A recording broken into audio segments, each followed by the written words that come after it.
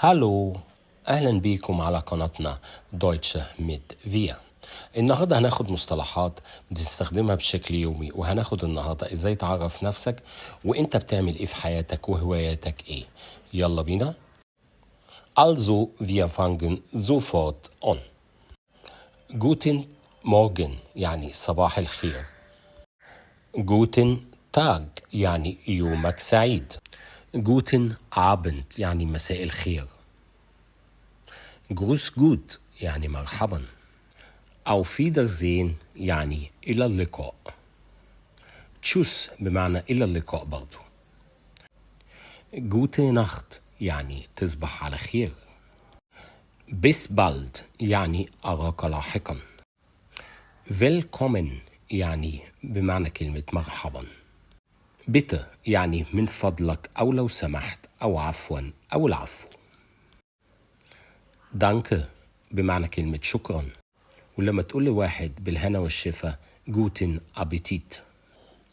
ولما تسأل واحد عن حاله بطريقة غير رسمية صحوبية يعني في جيتس أو في جيتس دير، والطريقة الرسمية بتاعتها في جيتس إينن.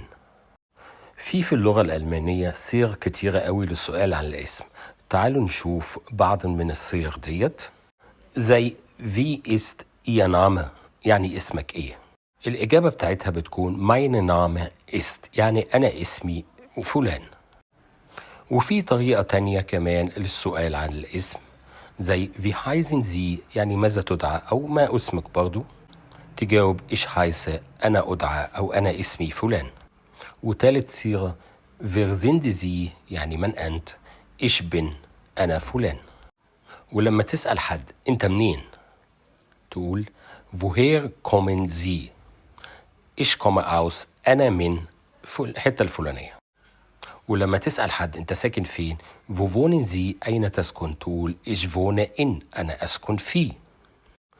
ولما تسأل واحد أنت عمرك قد إيه تقول إيه wie alt sind Sie كم عمرك وتقول ich bin تحط السن Jahre alt عمري كذا سنة. لما تسأل واحد انت بتعمل ايه في حياتك، الغرض من السؤال هنا تعرف منه انت شغال ولا لا، انت بتدرس او اي حاجة تانية غير كده.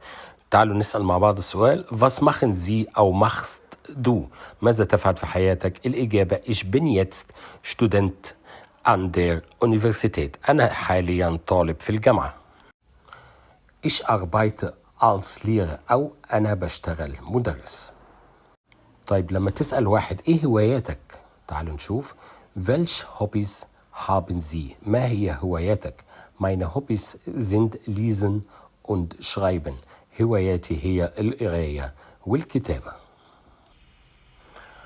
خلصنا النهاردة ونشوفكم في فيديو جديد من فيديوهات قناتنا.